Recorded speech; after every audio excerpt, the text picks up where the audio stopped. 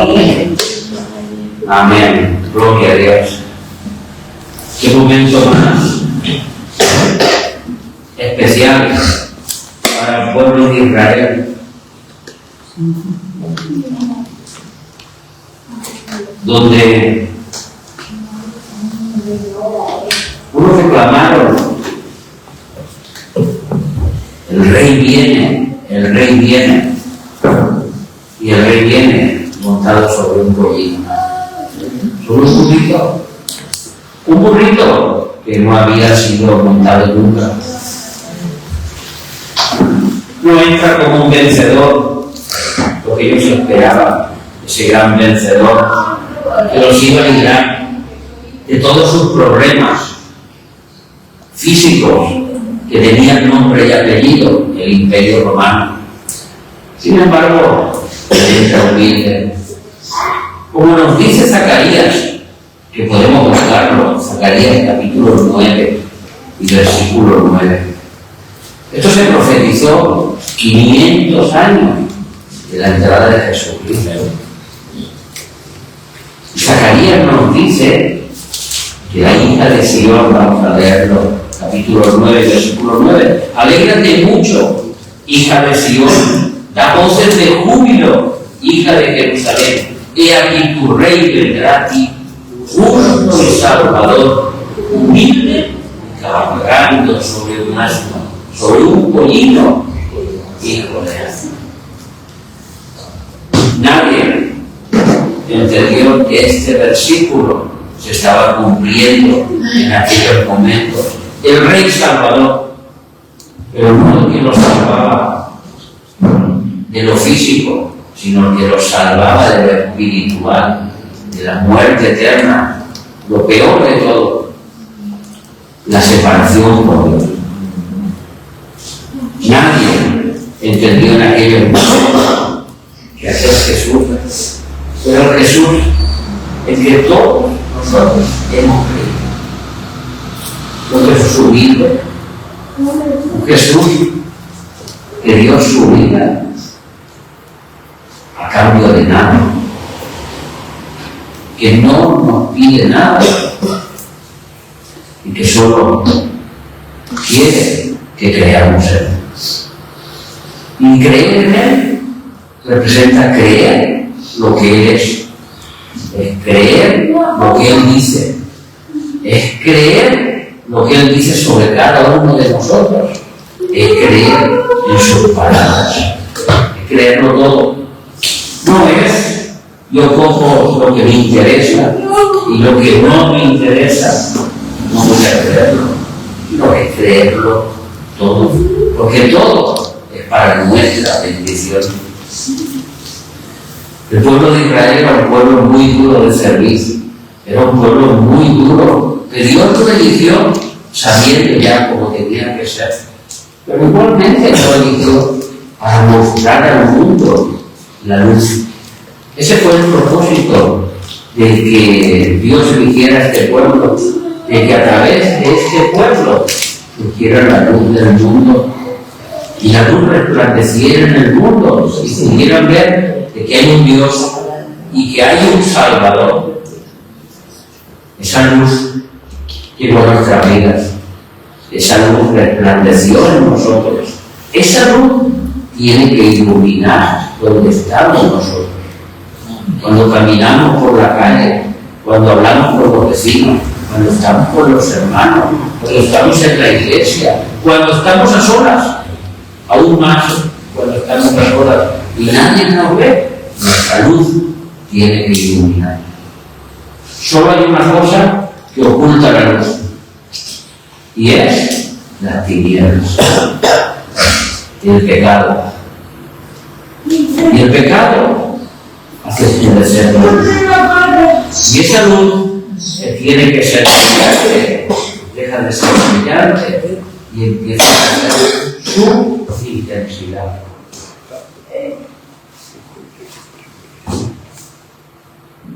Hace 2600 años hubo un profeta llamado Daniel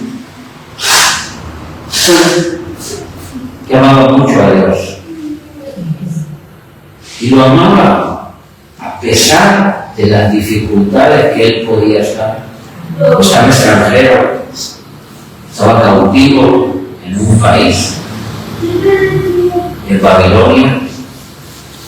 Sus seres queridos seguramente habían muerto, la ciudad que él amaba tanto y el templo de su Dios estaban destruidos.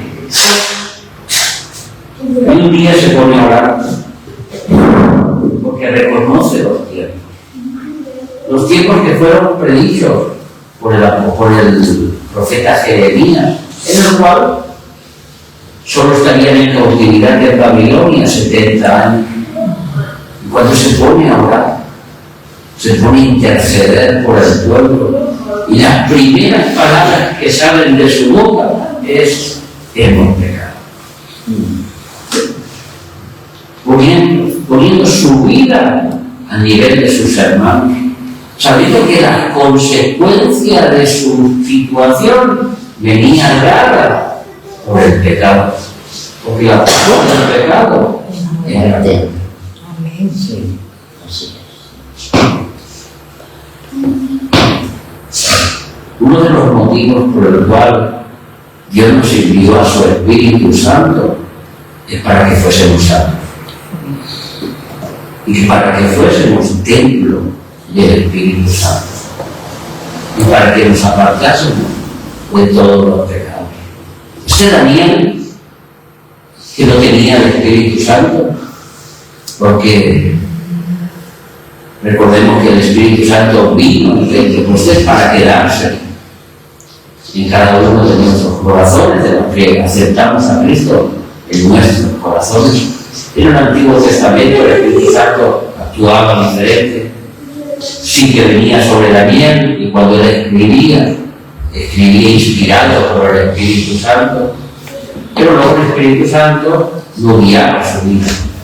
Para ello ellos tenían sus leyes que Dios les había dado y otra manifestación de Dios sobre ellos que después cayó, que era la voz a través de los profetas y su presencia en ese lugar santísimo del templo donde nadie podía entrar. Y ese Daniel le pregunta a Dios: Señor, ¿cuál será el futuro? ¿Cuál será el futuro de nuestra nación? ¿Cuál será el futuro de nosotros? ¿Qué va a ser de nosotros? Y Dios le da una profecía que ustedes ya la han escuchado, que son las 70 semanas de Daniel, en el capítulo 9, de los versículos del 24 al 27. Esta profecía, la profecía matemáticamente hablando más exacta de la Biblia. Dice así la profecía del profeta Daniel: 70 semanas están determinadas sobre tu pueblo y tu santa ciudad, para terminar la prevaricación y poner fin al pecado y expiar la iniquidad, para traer la justicia perdurable y sellar la visión y la profecía y ungir a los santos de los santos. Y entonces le va a explicar a Daniel cómo funcionan estas 70 semanas. Daniel capítulo 9, versículo 24 al 27. Capítulo 9. Vamos por el versículo 25. Sale pues y entiende, está diciendo el ángel a Daniel, que desde la salida de la hora para restaurar y edificar a Jerusalén hasta el Mesías príncipe, es la primera vez en la Biblia que aparece la palabra de Dios. El ungido, el enviado, el Salvador, es lo que significa Mesías. Nosotros, en el griego, se tradujo Cristo. La palabra Mesías representa la traducción de Cristo. Y sabe y entiende que desde que un día alguien dará la orden para reconstruir esta ciudad que está destruida hasta este Mesías príncipe, habrán 7 semanas y 62 semanas. Se volvería a edificar la plaza, el muro en tiempo angustia. Las semanas son semanas de años, no son semanas de días. Lo sabemos porque en la Biblia hay semanas de días y semanas de años. Y tal como está escrito aquí, 70 semanas, está refiriéndose a semanas de años. O sea, 490 años. Pero dice que pasarán 7 semanas, o sea, 49 años, hasta que, desde que se dé la orden, se reconstruirá toda la plaza y se cerrará el Antiguo Testamento. Eso ocurrió en Nehemías, capítulo 2, no lo vamos a buscar. Nehemías, capítulo 2, para los que lo quieran leer después en casa, de los versículos del 1 al 8, que dice que en el mes de Nisan del año 445 antes de Cristo, hubo un emperador que dio una orden y la dejó por escrito. Ese emperador fue el emperador Artajerjes, que dejó por escrito que se podía reconstruir otra vez Jerusalén, que se podía reconstruir otra vez la ciudad. Pasaron 49 años, Nehemías fue el encargado de eso, y llegó el profeta Malaquías, que cerró el Antiguo Testamento, y Dios se silenció. Dios ya no quiso hablar más por su pueblo. Durante 430 años ya no les quiso hablar más. No les envió ningún profeta, no les envió a nadie. La pregunta es ¿por qué? ¿Qué hizo este pueblo tan malo para que Dios lo desechara y no quisiera saber de él? ¿Ustedes se imaginan que al contrario de lo que ustedes dicen, que han estado orando y han visto la mano de Dios sobre ustedes, fue lo contrario? Que nos ponemos a orar y todas las cosas vienen al revés. Que nos ponemos a orar y solo escuchamos un silencio de parte de Dios. Y que Dios no atiende nuestras oraciones. La verdad es que nos preguntaríamos, ¿qué habremos hecho al Señor? ¿Qué tan tremenda cosa hubiéramos hecho al Señor para que esto fuera así? Y esto fue por el pueblo de Israel. Ellos no lo entendieron. Ellos simplemente esperaban que pasaran sus circunstancias. Unos se casaban, otros seguían por sus negocios, y la vida continuaba en sufrimiento, porque durante esos 430 años no tuvieron libertad. No volvieron a tener gobierno nunca, siempre estuvieron subyugados por algunos o por otros, sino por los persas, por los griegos y por último por los romanos, por donde más a peor, hasta que llegó Cristo. Y ellos se pensaban que Cristo les iba a salvar. Por fin, 400 años que Dios no nos ha dicho nada, nos ha enviado un profeta que nos va a salvar. Y cuando lo ven entrar en Jerusalén con un pollino, todos claman: Hosana, hijo de David, Hosana, al que viene a salvarlo, por fin un salvador. ¿Y sabe lo que hizo Jesús? Ponerse a llorar. No alegrarse, no decir: chicos, aquí estoy yo, el libertador. Se pone a llorar, triste, orando por Jerusalén, que la tenía enfrente, mientras iba en el pollino y la gente iba gritando: oh Jerusalén, Jerusalén, si hoy conocieras que el creador del universo está aquí, si hoy conocieras que yo soy el enviado, el Mesías prometido a Daniel, el Mesías prometido a tus padres, aquel que os iba a rescatar de vuestra vana manera de vivir y de pensar, si vosotros lo conocéis. Sin embargo, no lo vais a hacer. porque lo iban a crucificar, lo iban a matar, porque en esta profecía de las 70 semanas está dicho, escrito. Y una cosa tiene Dios, que cielo y tierra pasarán, pero sus palabras no pasarán. Y Jesús no tenía claro que sus palabras no iban a pasar. Qué triste cuando Jesús entra en una ciudad como la nuestra, un cristiano predicando el Evangelio, dando tratados como nuestro hermano Isidro, predicando el Evangelio a todo aquel y que no conocen el tiempo de su visitación. Hoy es el tiempo de visitación de esta ciudad, hermanos. Hoy nosotros somos la luz del mundo. Hoy nosotros traemos la salvación a esta ciudad. Sin Cristo no hay vida.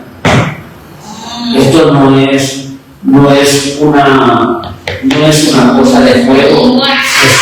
Jesús lloró muchísimo porque vio que su pueblo se perdía, porque su pueblo no se había reconciliado con Dios y aquellas cosas terribles que habían hecho, que luego las voy a nombrar.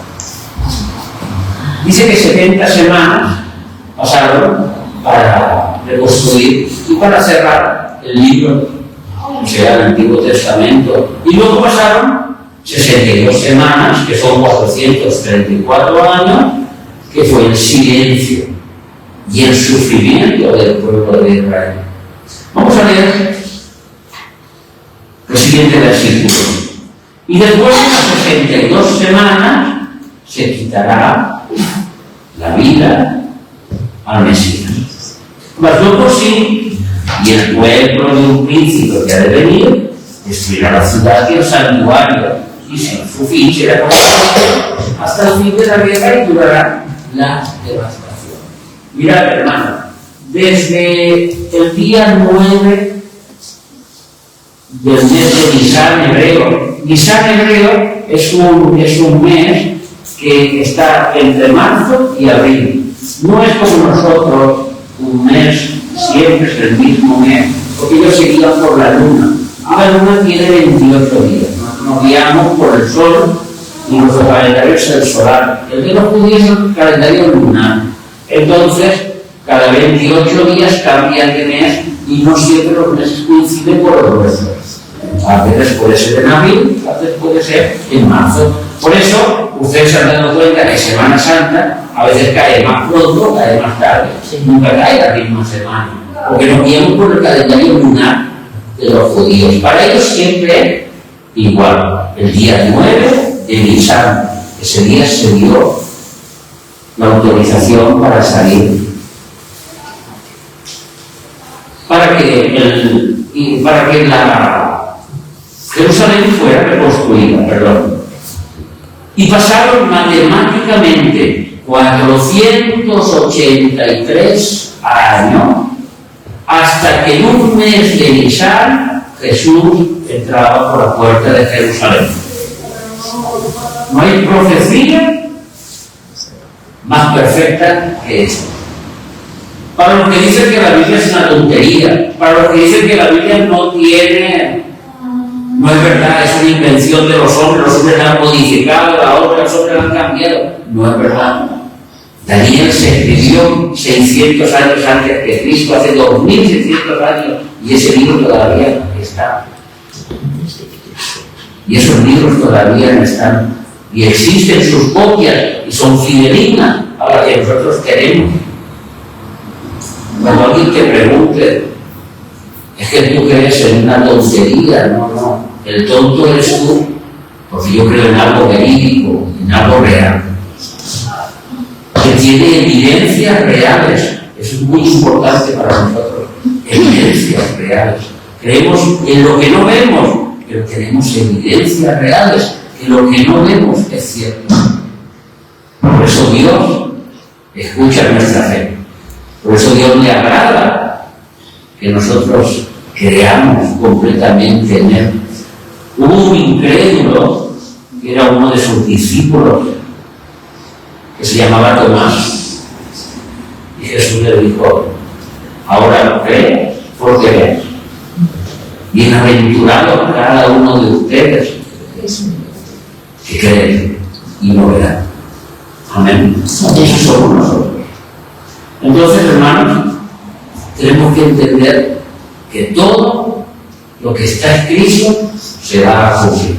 Si se cumplió sobre Jesús, se cumplirá también sobre nosotros. En todas las profecías y en todo lo que Dios tiene para nosotros.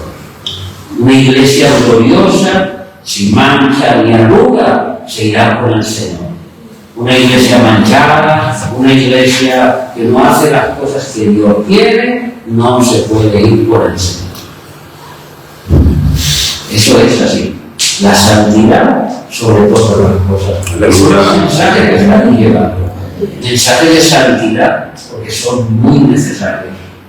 Porque aquí nos queremos encontrar todos en el mismo lugar y que no falte ni una de nosotros. Falta una semana por cumplir, que es la semana de la gran tribulación, que hemos hablado mucho y que no es el tema de hoy. El tema de hoy es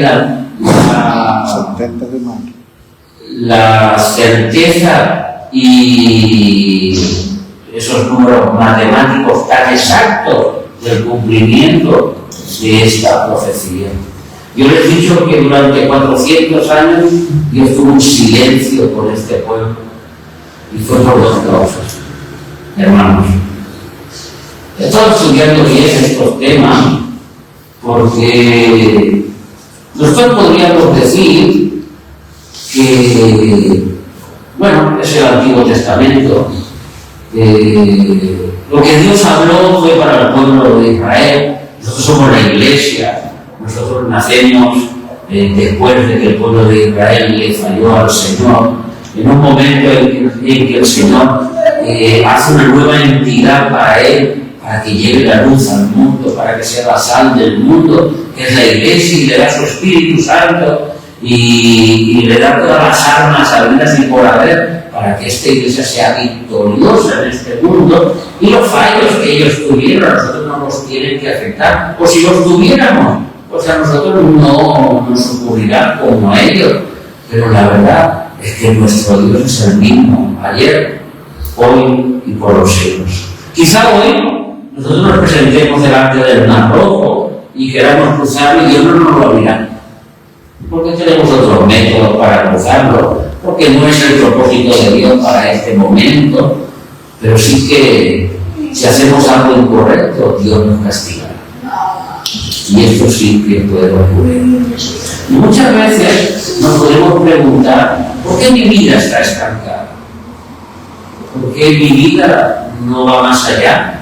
¿Por qué no estoy en un nivel espiritual un poco mejor? ¿Por qué mi situación donde estoy no va mejor? ¿Por qué no hay un avivamiento en la iglesia? ¿Por qué las circunstancias vienen tan adversas?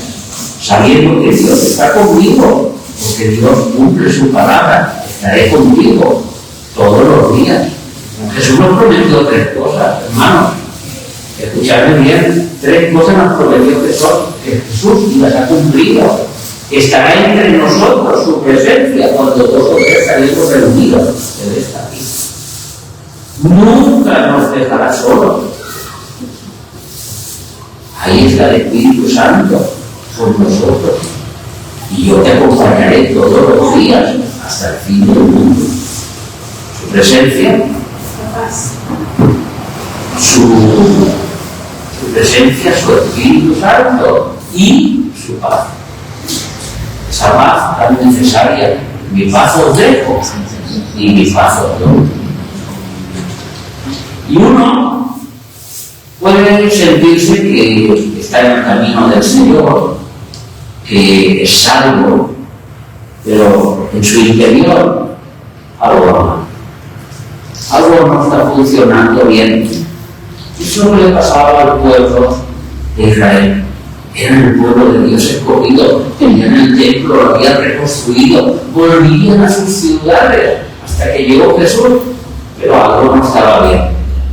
Habían otros gobernando, estaban siendo subyugados, no tenían libertad y espiritualmente estaban muy muy separados del Señor. Algo no estaba funcionando bien.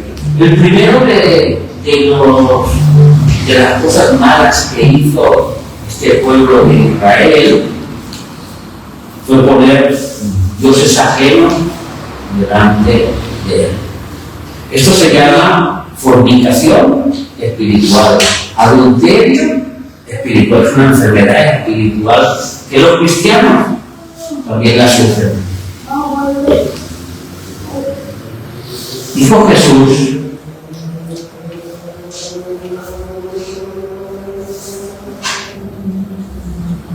si tú pones a tu madre o a tu padre o a tu hijo o a tu hija delante de mí, no eres digno de seguirme. Cualquier cosa que pongamos antes que Jesús, Dios le llama idolatría, se llama fornicación, se llama adulterio espiritual.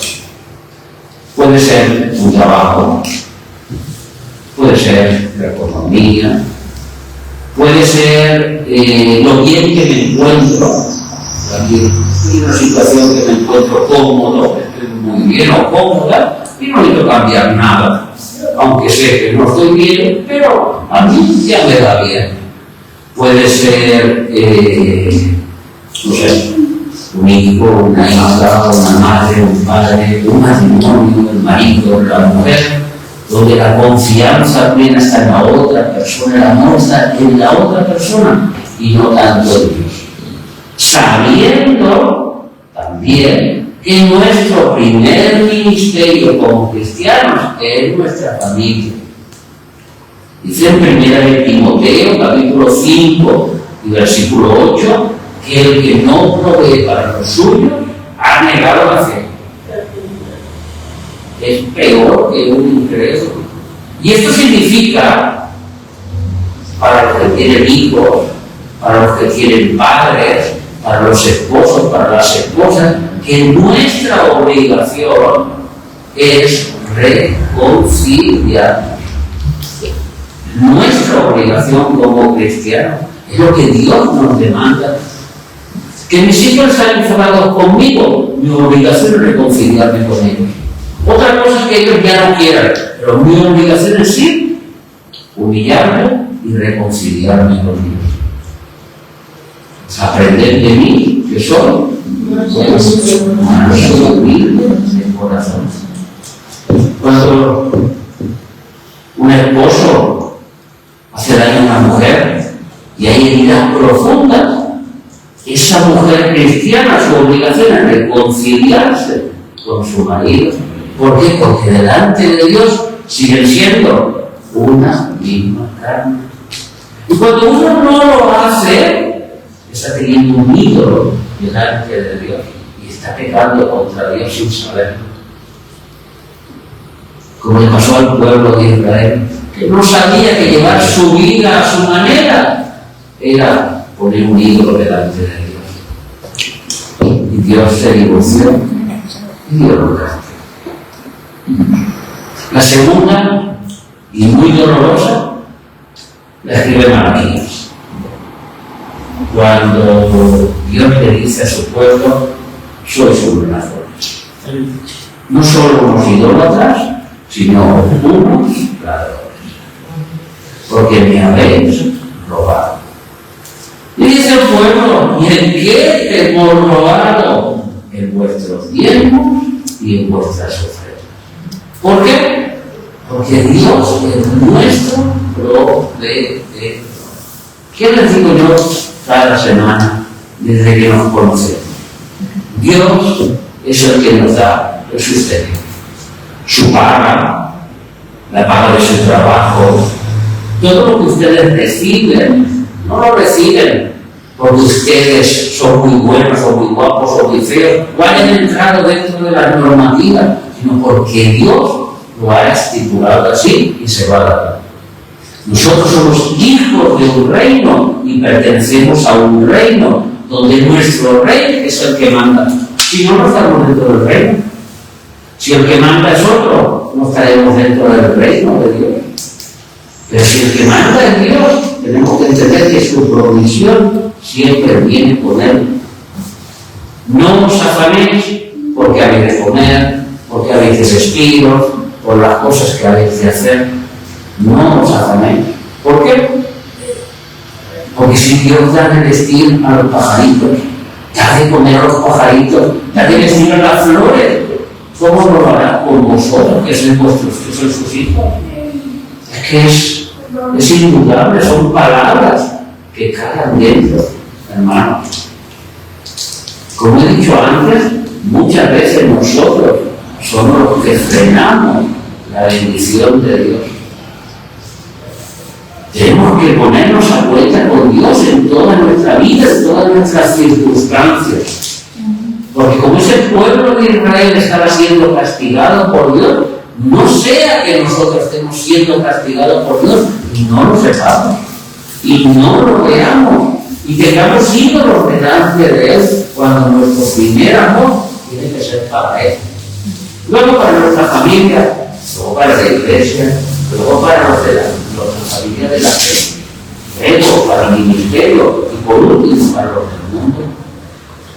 Pero el primero de todas nuestras vidas es Dios.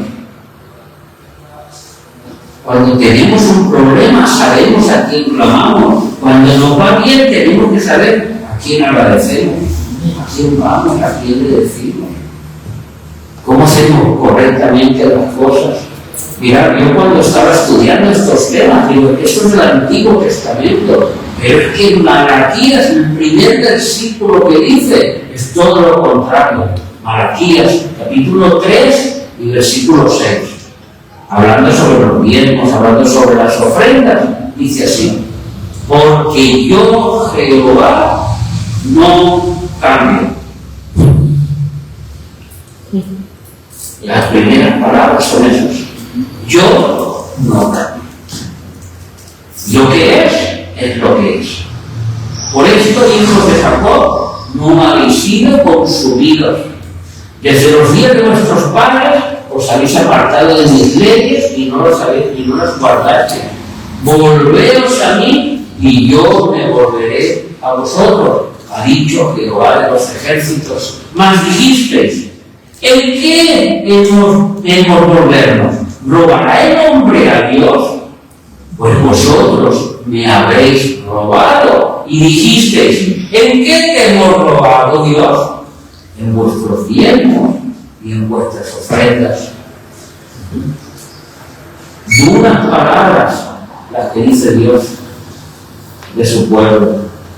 Malditos sois con maldiciones, porque vosotros, la nación toda, me habéis robado.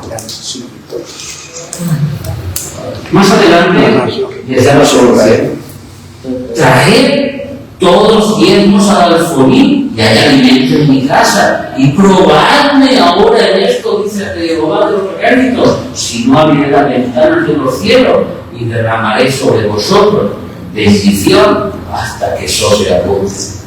No lo hicieron, y así les fue, hasta que Jesús tuvo que llorar aquel día que entró en Jerusalén. El diezmo, para los que muchos de a lo mejor no lo saben, es el 10% de nuestros ingresos. Si yo tengo en mi casa una paga de 480 euros, yo mi diezmo son 48 euros. ¿Qué tengo que darlos al Señor? Porque no, el Señor no reclama. En el Antiguo Testamento era así.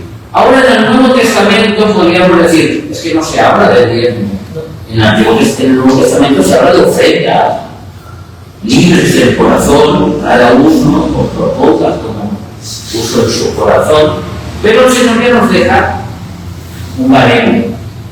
Lo mínimo es el 10%. Ahora en el Nuevo Testamento, que seamos sobreabundantes en gracia y en dádiva, dice el apóstol Pablo, y demos más de lo que tengamos. Incluso una iglesia que fuera de Tesalónica, dentro de los apóstoles, donde él fue a recoger las ofrendas y los diezmos, y resulta que a ellos los prohibió que dieran ofrendas para la iglesia. No, porque eso lo permitió porque eran muy pobres. Dice que ellos encarecidamente le pedían a ellos que no le quitaran la iglesia. Porque, hermanos, cuando ustedes ponen una ofrenda, tienen que entender que los primeros beneficiados son ustedes. Más bienaventurado está que recibir. Cuando tú das de tu tiempo, cuando tú das de tu economía, cuando tú das de lo tuyo, Dios te bendice más. Y más te da. Cuando tú menos das, el Señor más te quita. Y no sabes cómo, la economía se te va entre los dedos como el aceite. Y no puedes retenerlo. Y compras mucho dinero y se te va, y se te escapa. Y no sabes qué pasa con el dinero. Y ahora ha venido esto, y ahora ha venido lo otro. Y siempre estás con el aire. Pero cuando uno da, es como una bendición que viene sobre ti. A lo mejor no recibes más dinero, pero tu dinero que tienes se te multiplica en tus manos. Y no sabes cómo, cada vez tienes más o necesitas menos. Al fin y al cabo, nosotros los cristianos no estamos aquí para hacernos ricos, sino para hacernos tesoros en los cielos, para lo que dice el Señor. Amén.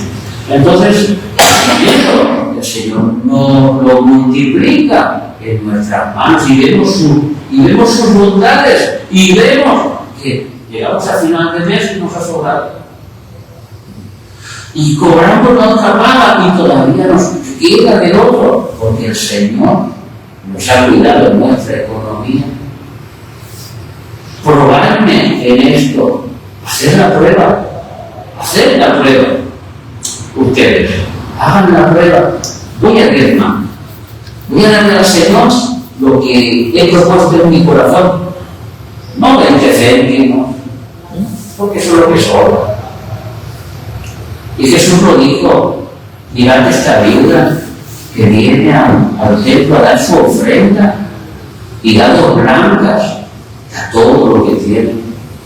Estos ricos, por mucho dinero que pongan, dan lo que les sobra. No pongamos lo que nos sobra. Tampoco pongamos nuestro sustento, nadie nos pide eso. El Señor pide lo justo, pide lo suyo. Démosle al Señor lo que es y probémosle. Vamos a ver si es verdad. A ver, Señor, si yo este mes, o yo cobre, voy a dar el tiempo, o voy a poner lo que yo propongo en mi corazón de dar. A ver si es verdad que tú me vas a bendecir. Voy a probarte. Vamos, dice el Señor. A ver si aquel mes no se va a ir mejor. Así lo dice la Biblia. Nuestra fe tiene que actuar. Creemos que somos salvos. Creamos toda la palabra del Señor. No solo la que nos conviene. Creámosle a Dios. Por eso fue un motivo el pueblo de Israel fue castigado 400 años por ladrones, porque Dios los sustentaba. Ellos no querían sus obligaciones que tenían que hacer, y la segunda, por tener ídolos delante de Dios. Hermanos, que el móvil no sea un ídolo delante de Dios, ni la tele, ni las películas, ni las revistas, ni el internet, ni tantas y tantas cosas que se ponen delante de Dios y que nosotros no nos damos cuenta y caemos. Y yo soy el primero que lo digo, y el primero que me tengo que arrepentir, porque cuántas veces haces cosas cuando Dios es lo primero y no tendrían que hacerlas, o tendrían que estar pendientes de otras cosas. En este viaje a Cuba, hermanos, yo lo digo de corazón, el Señor ha tocado mucho mi vida.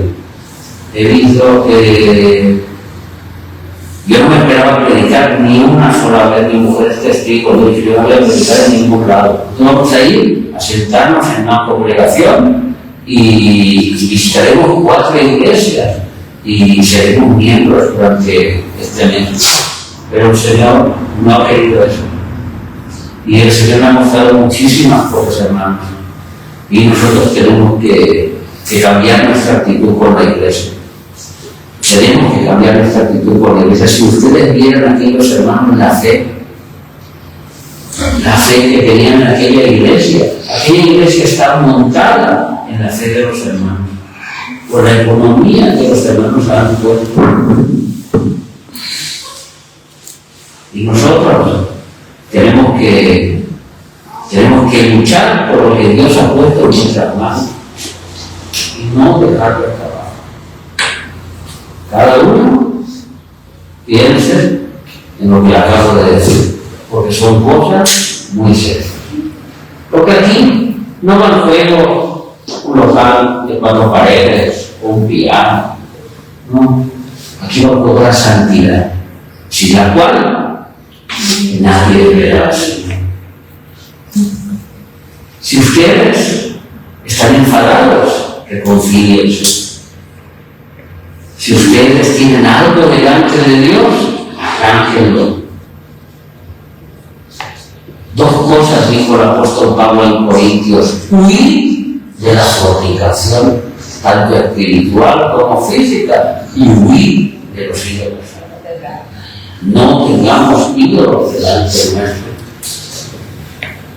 Muchos queríamos saber por qué Abraham, el padre de la fe, claro, Dios le dijo, ves y entrega a tu hijo, y él fue y lo hizo, pero ustedes pónganse en el lugar de Abraham.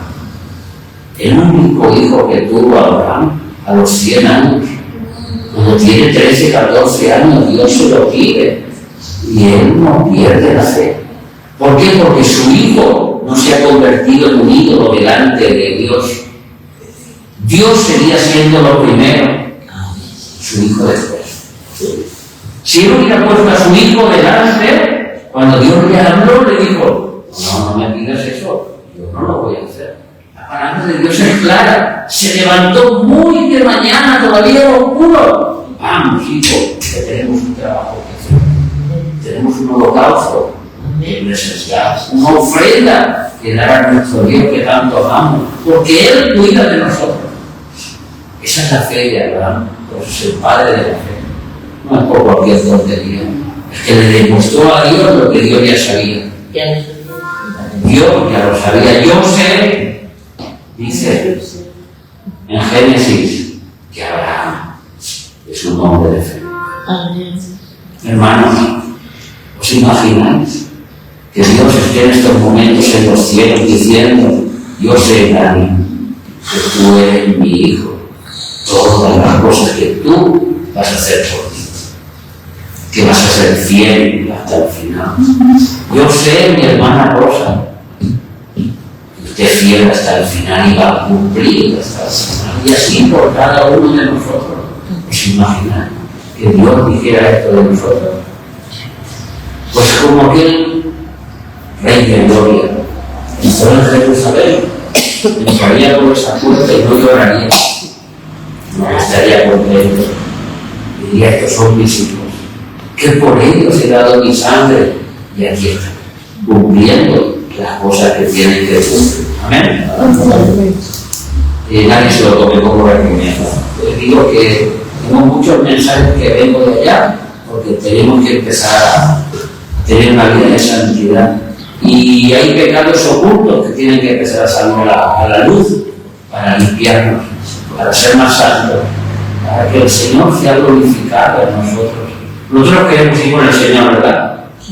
Entonces, tenemos que purificar nuestras vidas, tenemos que pedir perdón al Señor, tenemos que estar a cuenta con el Señor. Y es tan sencillo como lo que le dijo a Malaquías: probadme ahora, si no voy a bendeciros en todo. Si tú quitas los ídolos de tu vida, yo voy a venir y te voy a bendecir, y vas a ver, vas a reconocer las bendiciones que Dios tiene para ti. No dejemos ningún ídolo delante de Dios. Que no nos pase como con el pueblo de Israel, que entró Jesús en un burrito y se puso a llorar. Porque Jesús era como un caballo blanco, con un apocalipsis, venciendo, y para vencer, y nosotros con eso. Amén. Así.